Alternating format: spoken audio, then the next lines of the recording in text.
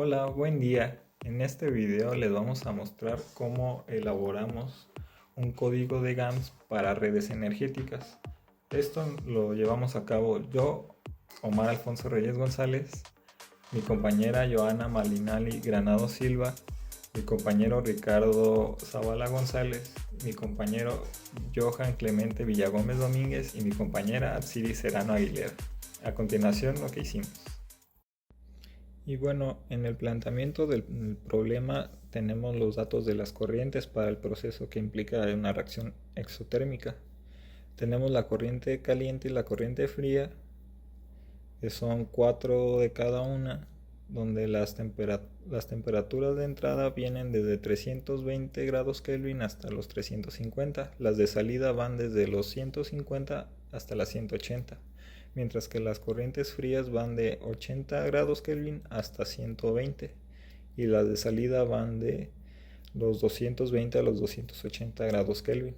También tenemos el producto de la capacidad calorífica por el flujo, que este está en kilowatts sobre kilogramo Kelvin, que son de 25, va de 25, 20, 30, 15, 22, 18 y vuelve a subir de 25 y 20.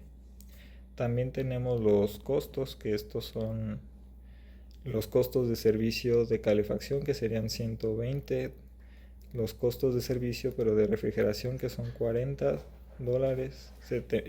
Tenemos los cargos fijos por intercambio, que serían 7000, el coeficiente de costo de área para intercambiadores, que es de 200, el coeficiente de costo de área para calentadores, que es de 220, el coeficiente de costo de área para los enfriadores de 180, el exponente de costo para intercambiadores, que es de 1.3.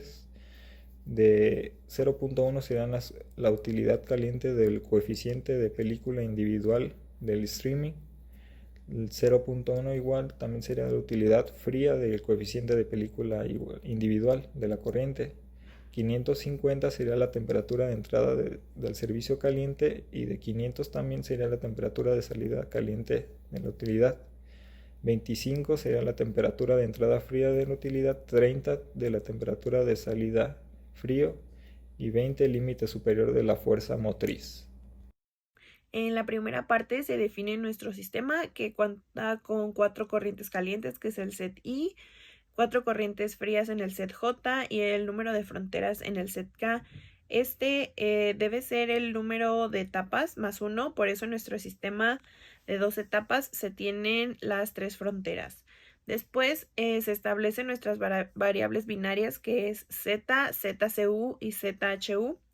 Pues estas pueden o no estar presentes en el sistema de acuerdo con los resultados que se encuentren al minimizar los costos.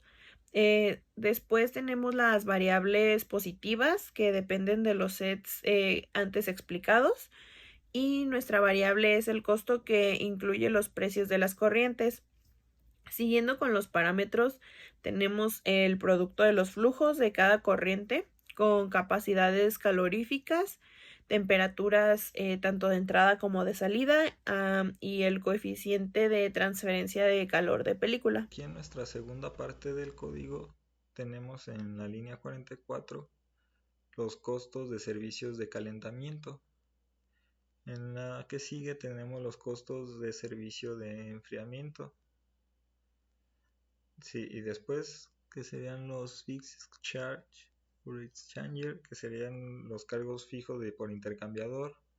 Tenemos el coeficiente de área para calentadores, el coeficiente del costo de área para los enfriadores, el exponente de costos para los intercambiadores. Tenemos la utilidad caliente del coeficiente de película individual de transmisión y la utilidad fría del coeficiente de película individual de transmisión. Tenemos la temperatura de entrada de los servicios calientes, la temperatura de salida de los servicios fríos, la temperatura de entrada de los servicios fríos y la temperatura de salida de los servicios fríos.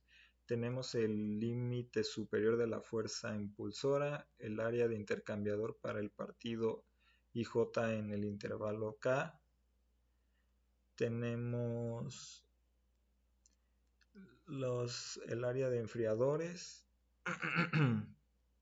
el área de los calentadores o calentadores de área, la temperatura mínima de aproximación, el costo de calefacción, el costo de enfriamiento y el costo de inversión. Después en las ecuaciones tendríamos el balance energético de la corriente fría, de la corriente caliente, que depende de la corriente caliente, que depende de la corriente, de la corriente caliente, que sí. Tenemos el equilibrio energético de la corriente fría, que depende de la corriente, de la corriente fría. Tenemos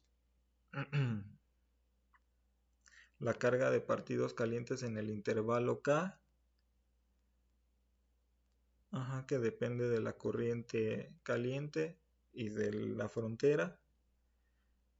Tenemos también la carga del partido del lado frío en el intervalo K.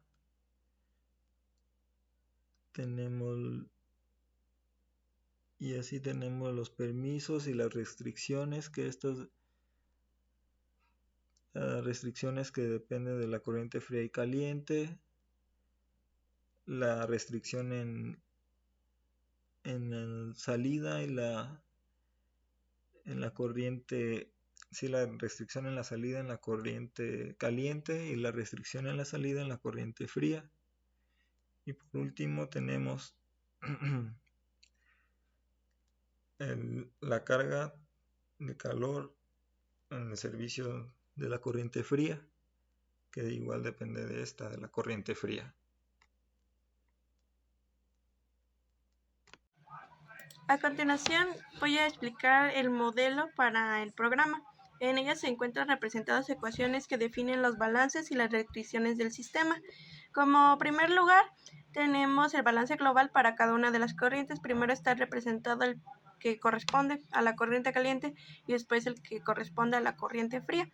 Después tenemos las ecuaciones que definen las cargas de calor, que son load HM, que va desde las corrientes calientes hasta el número de etapas, y load CM, que va desde las corrientes frías hasta el número de etapas. Posterior a ello, tenemos las restricciones de temperatura, que se aseguran que ocurra una disminución monótona de las temperaturas de las corrientes no isotérmicas en la superestructura. También tenemos las ecuaciones que se aseguran de que ocurra calefacción y refrigeración según se necesite. Estas ecuaciones están dadas en función de las temperaturas de la primera y de la última etapa y toman en cuenta los balances de calor y los servicios públicos de calefacción y refrigeración.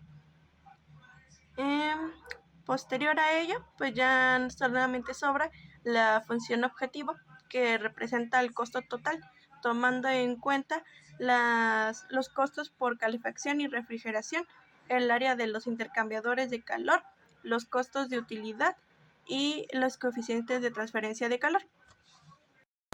Para la siguiente parte de nuestro problema, donde identificamos que tenemos dos corrientes, una caliente y una fría, y a su vez estas dos corrientes tienen también cuatro tipos de corrientes,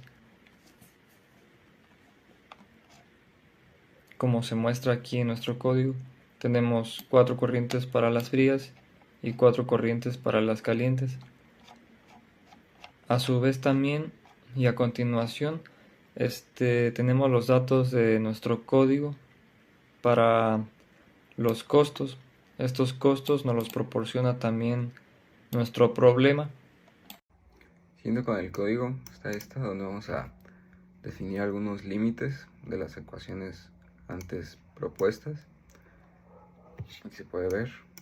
Esto es para cumplir las leyes y que nuestro sistema nos dé como factible. Suponemos ya que el modelo para que resuelva todas las ecuaciones, definimos estos dos métodos y para que calcule las áreas dependiendo de lo anterior minimizado.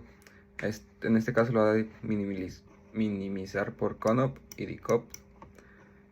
Y si corremos nuestro programa, vamos a obtener los siguientes resultados. Clicamos aquí en la flecha verde, el matemático lo va a resolver. Encontramos que esta lo consigo como la mejor solución. La parte de resultados, vamos a encontrar los costos por enfriamiento y por calentamiento, así como el precio total de la inversión.